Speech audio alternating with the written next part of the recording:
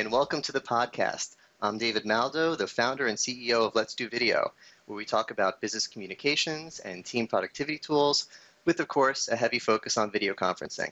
I'm joined here today by a good friend and industry expert, Simon Dudley. He recently wrote a few articles that I thought were really interesting and wanted to chat with him about. So Simon, thanks for joining me here today. Could you just take a minute to introduce yourselves to us? Sure. Hi, David, and hello, audience. I'm Simon Dudley. I'm the CEO of Excession Events, a consultancy in the video conferencing and visual collaboration world. About 20-something years in video conferencing, and a lot more than that in industry. So, yeah, I kind of write all sorts of random stuff, and I'm rather pleased, David, that you thought they're worth talking about. Yeah, absolutely. I'd like to dig right in. There was an article you talked about the products we make and how we expect our users to use them. And the example you gave was screwdrivers.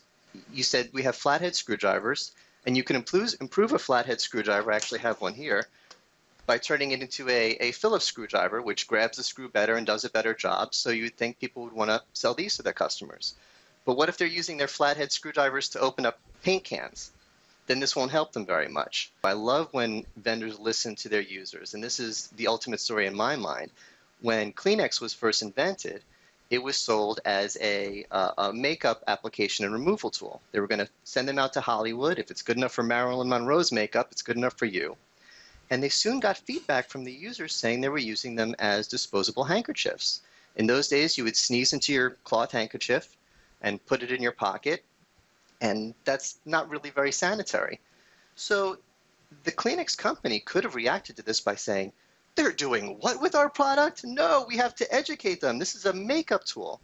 But instead they said, well, if that's what the users want, that's what we're going to market it as. Completely flipped their marketing upside down, changed everything, and made a lot of money. So with that, I was wondering how you think our industry is doing. Are they as smart as Kleenex, or are they not as smart as Kleenex? Are we listening to our users or not? No. There you go. That's the answer. No.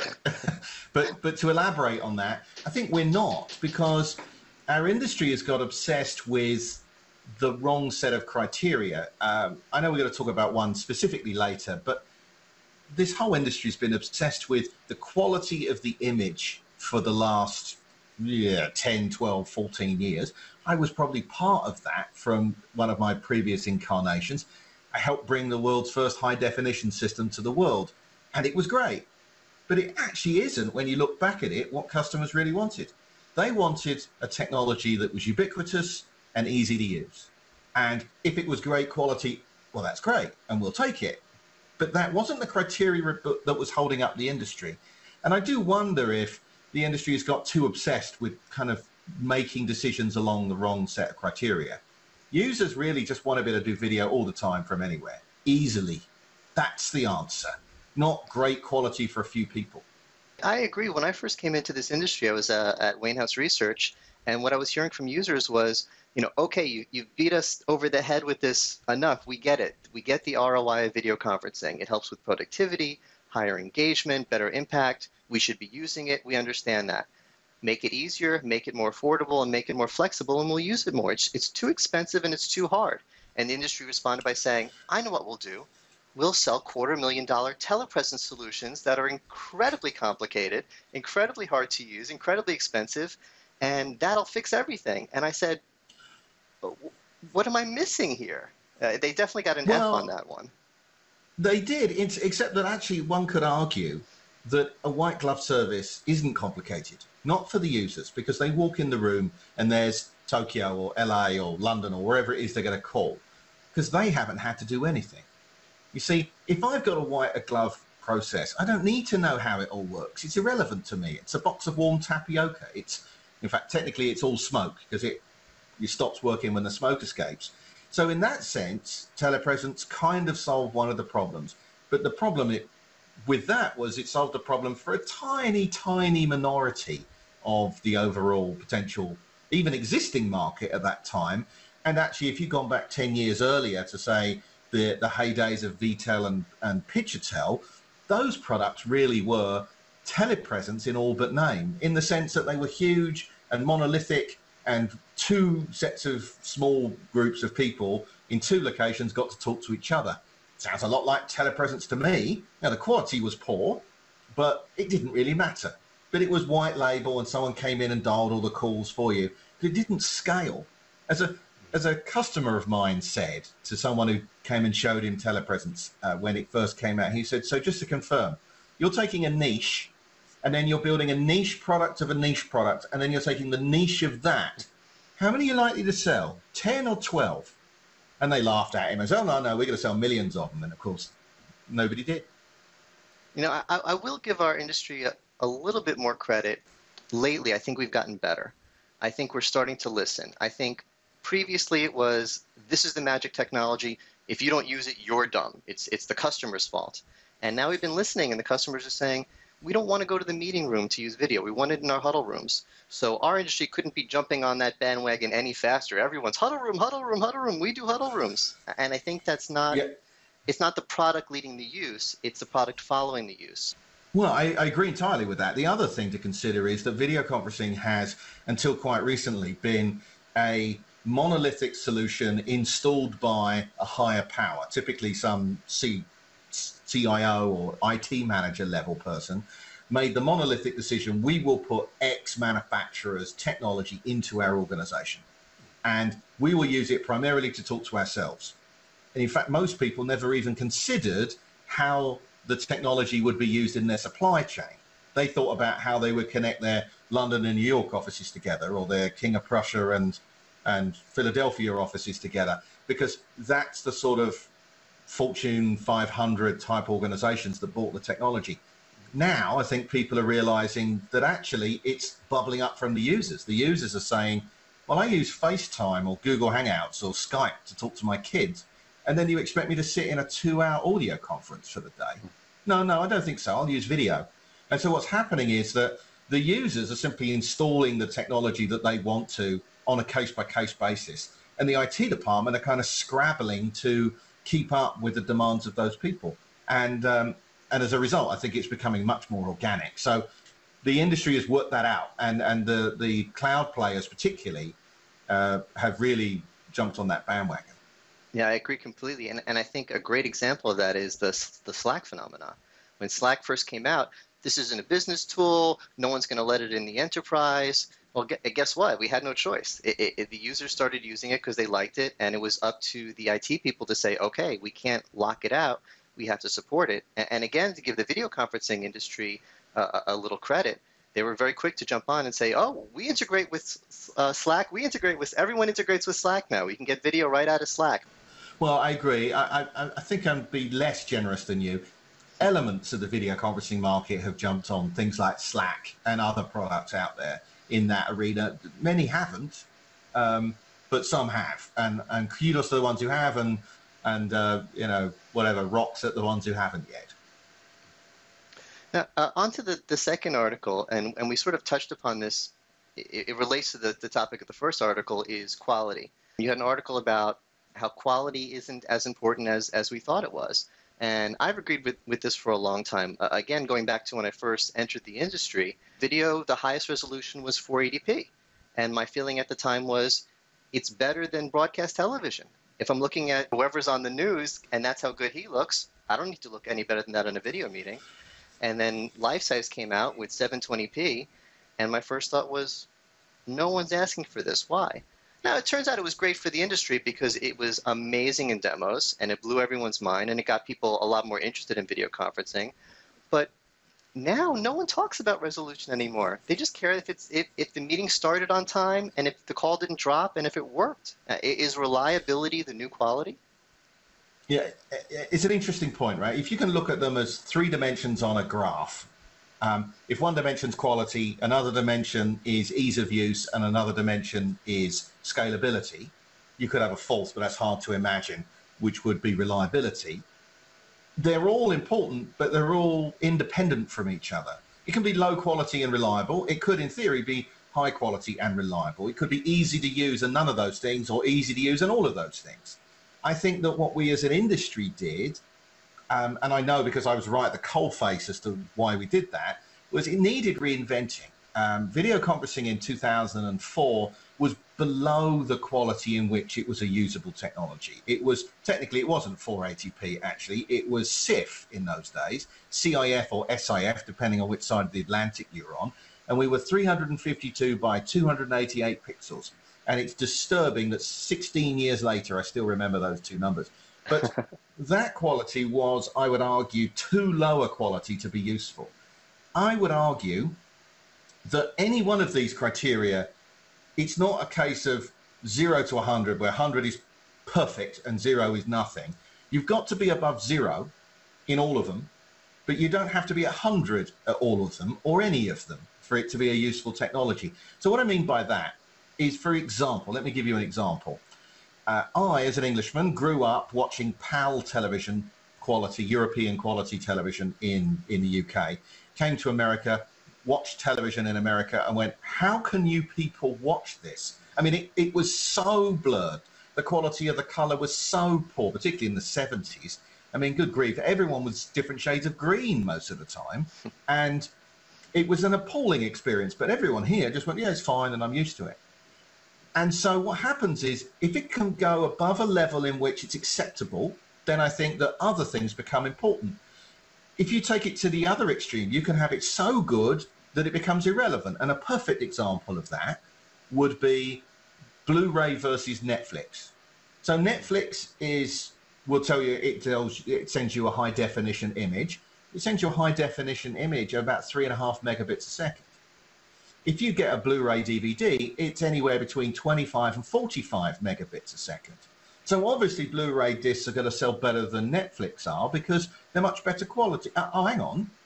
Hardly anyone buys Blu-ray discs because what Netflix is good enough. So I would argue in all three of the, or four perhaps, of those axes in which you need to measure the technology, it doesn't need to be free to be useful, but it can't be $1 million. But it can be above 0 for it to be useful. The quality needs to be good, but it doesn't need to be 1080, 60, or God forbid 4K or something like that quality for it to be a useful tool. The user experience doesn't have to be fantastic. It needs to be good enough. And I think that what the industry did was fail to understand that good enough user experiences and good enough reliability and good enough scalability were the things that we were missing while we all rushed off down this line of the ultimate quality. Yeah, I agree. No one's getting on a video conferencing call and saying, this better look amazing. The resolution better blow my mind. It just has to be good enough that it doesn't distract them. If they're in a video call and it looks bad, they'll say, oh, this is distracting me from the content. This is so terrible. We should use something else. There's a trade-off between convenience and quality. I go back to when CDs first came out. You know, I had all my music on cassettes. I had already shifted from vinyl to cassettes. And CDs sounded so much better. It's so much better that it was almost used against them. They said it sounds too good. You could hear the artist breathing in between their singing. You could hear their hands moving on the guitars. And it really was fantastic. But I stuck with cassettes for a long time because I could put them in the car. They're easy to carry around. They don't skip when you're driving. So what was more important, convenience or quality? Eventually I shifted to CDs, but for a long time it was ease of use. And that's fair enough, right? And that shows actually where two people can have, who probably think along similar lines, can have a very different experience.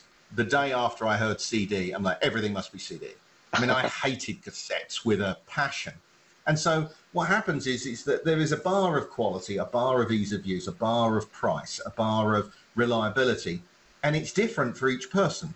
Mm-hmm. And once you get over that, then you're all off to the races. I mean, personally, I think it's one of the reasons that makes the video conferencing industry such a fun place to be, not only because you genuinely change lives with people with this technology, but also because where the bar is entirely subjective, and it turns it into a human emotion thing rather than just a what's the range of your wireless router or some other boring thing that other people get involved in. So Dad, I want to get into the last article. This is a very general kind of a thought piece. It wasn't that specific to video conferencing, but how the world is going to change more in our lifetimes than it's changed in the last 2,000 years combined.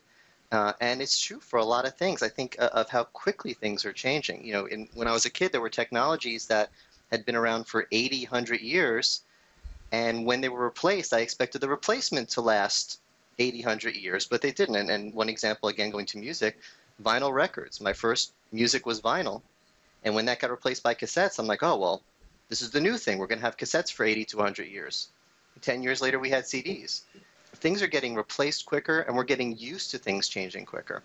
And this wasn't in your article, but this is just where it led me in my thought process, is there are times when we get things right. I was recently on a forum of guitar players, and someone started a discussion and said, what do you think electric guitars are going to look like in 20 or 50 years? And almost everyone said they're going to look exactly like they do today, because that's exactly what they looked like 50 years ago. We got it right. And if you're used to playing on a Fender Stratocaster, you could pick up a Gibson Les Paul and play it. You could pick up a Kramer and play it. I can walk right now into any guitar shop, pick up any guitar, and play them because we got it right.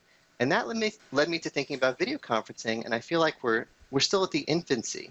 I don't know if we've gotten it right yet. We have so many different solutions, and if you're trained and comfortable with one, you might not be able to just start up a call with using another one. You might have to learn how to use it. It might be a different way to invite people. Even something simple as muting yourself might be something completely different. So I'm wondering if you agree that we don't have video conferencing right yet, or is it just such a completely different thing that it's not like a guitar? There needs to be differences in video conferencing. Well, it's an interesting position, right? So part of the point with the article was to prove how fast human affairs are changing. And in fact, we're seeing this in our political sphere. The number of people in Western Europe and in the US who are being left behind by the changes in society, the changing in work patterns, that affects politics, no question. All those people who want to go back to a past that either never really existed or perhaps was good for a small percentage of the economy, that is a human problem. And the problem we have as a society is we don't equip people to cope with a world which is changing faster than many people can cope with. So that's a first step. I think that there's no doubt that that's true. As far as our industry is concerned, the problem with your guitar analogy, and a piano one would be one that I would know better, but a piano was effectively invented, the modern piano was effectively invented by Beethoven, and that was invented to become ever louder because he was going deaf in the last years of his life.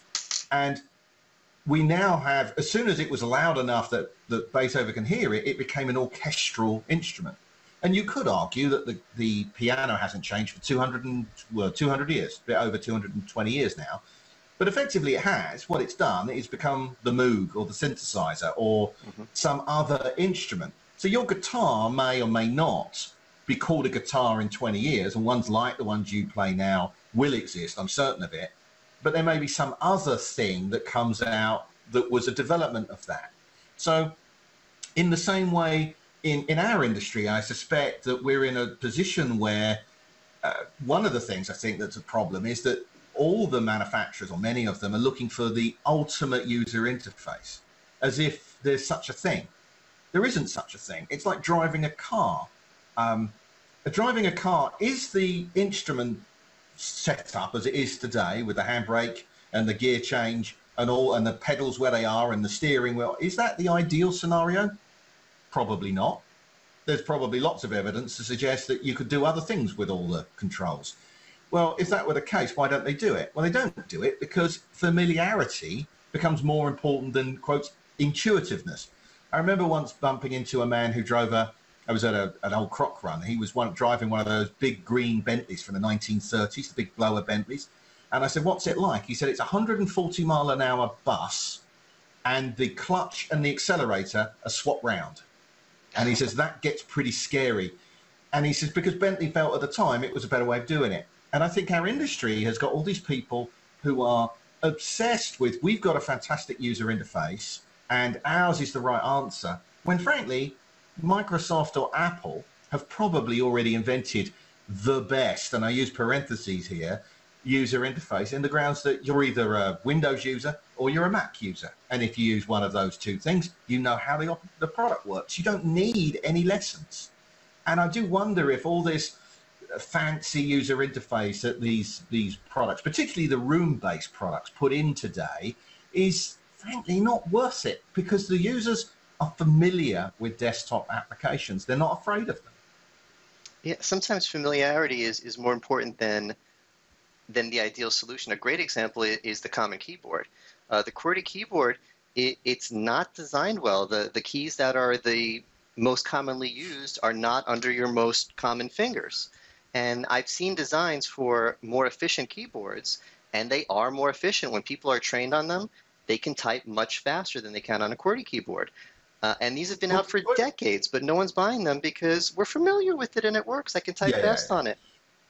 QWERTY keyboards are actually specifically designed to slow you down because of the old hammer mechanism of mechanical typewriters. You had to make certain that letters you were going to use next to each other on a regular basis, like A and T, for example, were used at different sides of the hammer system. So absolutely, you made certain that they slowed you down. It's a perfect example. Cars is one.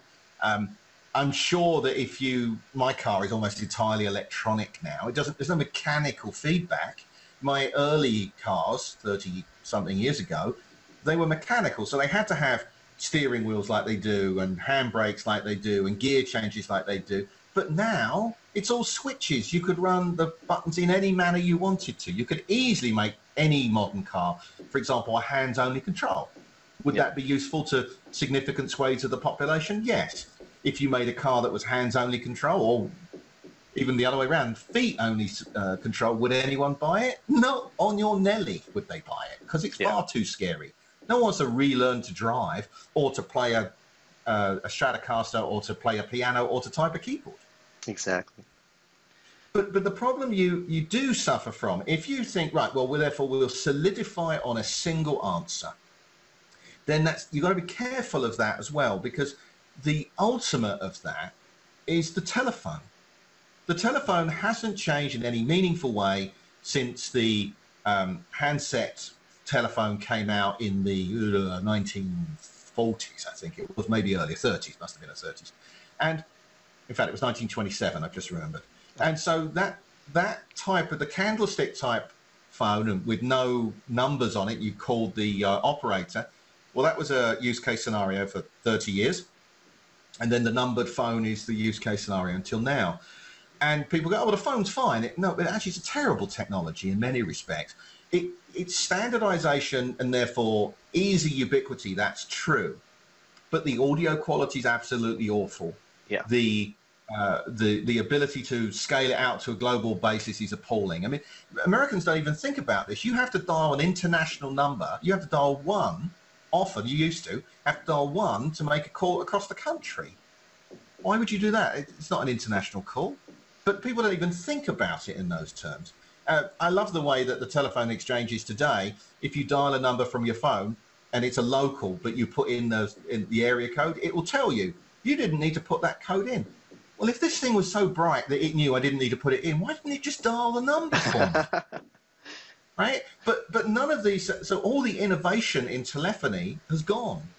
Where I think that we're at that a Cambrian moment, really, where we've got explosive number of ideas, and some will be willowed out and some will take off. And I think that the app economy, the app world, is absolutely pushing that agenda. You don't like the user interface of Skype for Business? Fine, go and use Zoom. Don't like Zoom? No problem. Go and download Starleaf. Don't like either of those and you just want telephony? WhatsApp's for you. So the users are getting lots and lots and lots. I mean, I'm looking at my desktop now. I've got at least 6 applications open right now that I can do instant messaging from. I happen to have Zoom, Starleaf, Skype, Facebook, and LinkedIn. And I can do messaging and telephony from all 5 of them. And people will say, oh, it must have one standard. And I'm like, no, I don't. And in fact, I could tuck most of those together into something like Trillium, right, which is an application that packs all those together. And I don't use Trillium. And the vast, vast, vast majority of people using instant messaging don't use Trillium because you lose some of the extra features. And you think, but it's crazy you've got all these applications. Yeah, it is, and it works. And that's part of the experience of having all these new technologies take off at the same time. The users will ultimately pat down until they've come up with a few different answers. In the same way that your guitar doesn't have a keyboard on the side, but in the 1980s, it may well have had. Yep. And hopefully that stuff's gone away. Yes.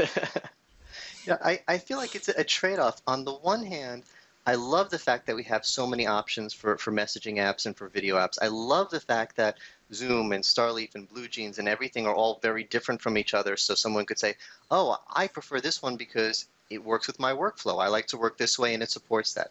I think that's wonderful. But I also love the fact that if you were to visit me and we were to go out drinking and I wasn't drinking, I could drive your car. If you said, I want to have a couple beers, I want you to drive. Doesn't matter what kind of car you have. Doesn't matter if I've ever driven it before. I know I can drive it. We're not there with video conferencing. But again, if video conferencing was like that, if every vendor had the same exact UI, the steering wheel is all in the same place for everyone, then we wouldn't have all these options. So I guess I'm going to be unhappy either way. Yeah, I'm a big fan of standardization is to an extent useful, but freedom of choice is bigger. It's more important. There's been more innovation in instant messaging and video conferencing in the last 5 years than telephony has had from a user's perspective in 80. And there's no question that's true. And I would argue that, maybe there's never one answer. It's always that funny thing. People are always talking about, oh yes, but in the end, we'll all go to X. Well, when I started, and I'm dating myself here, when I started in business back in the mid-80s, the answer was going to be, it was going to be dedicated word processors. And then, of course, we standardized about 1988, 89, something like that WordPerfect 5.0 and a compact PC and probably an HP laser printer, that was going to be the standard. And if you wanted networking, then you'd probably go, you go for Novell NetWare. And I remember selling hundreds of people Novell NetWare 2.08A and WordPerfect 5.0 and a couple of LaserJet printers and a bunch of PCs because, they were going to win. I mean, they had so much of the word processing market that everything had to bend to their standards. Well, suddenly it was the right answer, right until the point where it wasn't. In that particular case, it wasn't when Windows came out. So what happens in business is a technology will win until the success criteria in the market change. And at that point, then we're off and we go in a different direction. And I've been doing this for 30 years and I've never seen a point where there will be one winner. It always looks like it's going to be. We're whizzing towards some sort of epicenter, some sort of point at which everything will go. And then suddenly the rules change, the success criteria change, we're all off to do something else. It makes it an awful lot more interesting. Yeah, I agree. I think I'm with you on this. On the one hand, it'd be great if we had standardization and it didn't matter which video solution I was using, I would know how to use it, everyone would know how to use it. But that would kind of stifle innovation a bit. And I think one of the wonderful things about our industry is it's been very innovative in the last few years. They've been adding a lot of features, doing things a lot differently. They've been brave. They've been thinking bravely and trying different things. And I want to encourage that. I don't want to discourage that and say, no, make everything like a car, put the steering wheels in all the same places. Go ahead, play with your UIs, try different buttons in different places, try different features, see what the users like, give the users those options, at least for now. I think permanently, frankly, because the users, the products, the price of the products is coming down to the point where it's mass deployable, and you don't like, and I'm looking down at my own task list here, you don't like Skype, fine, we'll meet on Zoom. Don't like Zoom, fine, we'll meet on Starleaf or any other product. And that's a lot more interesting than saying, we can't do, for example, like we used to, you can't do more than 4 frames a second for your data because H281 doesn't, or sorry, 239, H239 dual streaming doesn't support more than 4 frames a second. We'll all sit there in that little H323 bubble. There was less innovation in 20 years of H323 than there's been in 4 years of products like Starleaf and Zoom and others. Yeah. And I think that the market is voting with its feet. This whole idea that people come around and say, all the manufacturers like Google and Skype for that matter, and all these others, they come up with systems and they're not compatible with the industry standard. You know how much the users care about industry standards? Not a fig. I mean, not one bit. And you can see that because people like me and pretty much everyone else in the world presently has 5 instant messenger applications open, and no one ever sat there and goes, well, I would use Skype, but I can't make a call from that to Hangouts. People go, oh, I'll just download Hangouts then. The only really kind of bit that matters is, so long as the other technology, I don't have a webcam that only works with Skype and another and a microphone that only works with BlueJeans. I mean, so long as those components are compatible, then that makes perfect sense for the user. Yeah, it seems like we've been fighting this interoperability and standards battle for so long. Everything has to be able to connect on the same standard. Everything has to be interoperable. And suddenly we're not caring as much because it's become easier to just use whatever app is being thrown at you. I remember I think it was Enterprise Connect 2 years ago, Rowan Trollope from Cisco was asked what his vision for interoperability or something about the importance of interoperability. And he goes, oh, we have perfect device interoperability. You could use Cisco Spark on your iPhone, or you could use it on your Windows phone, or you could use it on your desktop, or you could use it on any device you want. We have interoperability. I can send anyone an email and say, join my Spark room, and they can join. Solved. As long as everyone uses Cisco, we don't need interoperability.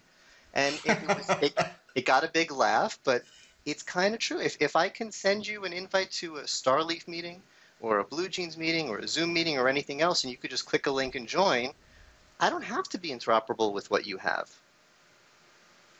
No, you don't. I mean, as long as so long as companies put in applications that or don't stop letting their users put in the applications of their choice and build the infrastructure to make certain that those users can be looked after. And when I mean infrastructure, I mean good quality internet connectivity. Don't be too wildly tight on your firewalls within certain reasonable security limits. And if you are putting stuff into things like huddle rooms, make certain that you can run whatever application your users want to put in. I think it's important that IT managers think along those lines too. The days of a monolithic IT department saying, here is your IBM ThinkPad, here is your Motorola TimePort phone, and here is the laser printer you'll map to, are over. I think that these days the IT department are like, we'll produce an environment in which our users can do whatever they want to do. And I really wouldn't want to be an IT manager who puts in a monolithic solution from any manufacturer and says, we use this product, and if you want to use anything else, you can't. And then when the managing director says, well, our biggest customer wants to talk to me, and he's using something that isn't the thing you specified, what are we going to do now? And he's like, bad luck. Well, that's a good idea to get a new IT manager at that point, or for the IT manager to make certain he never puts himself in that position. So I think, we talked earlier about the axes. I think flexibility is becoming the most important, particularly in a world which is changing so fast. We know between the two of us, we could probably make a very short list of what products we think are the best in the industry today. But would either of us be prepared to bet $10 that what we think is the best today will be the best in 2 years or 5 years? Well, I certainly wouldn't take that bet. I don't know what's coming. And so what IT managers need is flexibility. Yeah, if you went to us 3 years ago and asked us what we thought the future of Cisco video infrastructure is, we wouldn't have guessed Econo because Econo didn't exist yet. I mean, that's how fast things are changing. So yeah, I don't want to make any predictions. I mean, I was talking 2 years ago in a previous incarnation of mine about how what I saw as the vision for the industry, and what I see for the vision of the industry today doesn't look anything like what I thought the vision of the industry was going to look like 2 years ago. I mean, it's kind of funny that it's that old statement of the future is never like it was going to be. And we all have a vision of, I was talking about this publicly 2 years ago. Well, I think the market will be about integrated endpoints with cloud services. I don't think that's true at all. I think the integrated endpoint market doesn't make any sense anymore. We're in a world of you just want the most flexible solution possible. And you may decide you have a company standard within your own organization. That makes sense. But equally, you want the users to be able to use whatever application their customers or their suppliers dictate. And you want to make certain that the devices in your meeting rooms, if you have any of those, that for your users are compatible with those solutions and not plugged into only one system. That's a terrible answer. Yeah. Yeah, and I think the big takeaway is with things changing so quickly, our vendors in the industry really have to maximize flexibility. They can't make a solution that works this way and only works this way and only connects with these things. It needs to be as open as possible and as flexible as possible. And we're seeing a lot more of that. I agree entirely. I agree entirely. Great. All right. Well, I appreciate you coming here today. That covers the topics I wanted to cover. You know, you've been pushing out a lot of really great articles. I've really been enjoying it. Please, at least for my behalf, please keep it up. Sure. Thanks, David. I appreciate it. You know, to the audience, if you go and read them all, and they're all on my LinkedIn profile, I do hope you enjoy them. It's funny, you put these things out, and occasionally people say nice things about them. Occasionally people say unnice things about them. But most of the time, you don't get any feedback at all. So feedback is wonderful. I love it. It helps me write better articles in the future. Otherwise, I think I'm just shouting into the vacuum.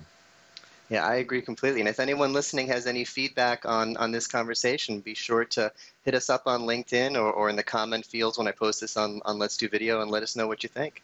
And if you enjoyed this, please look for more content like it on letsdovideo.com, and you could sign up for my newsletter at letsdovideo.com/newsletter. Thanks so much.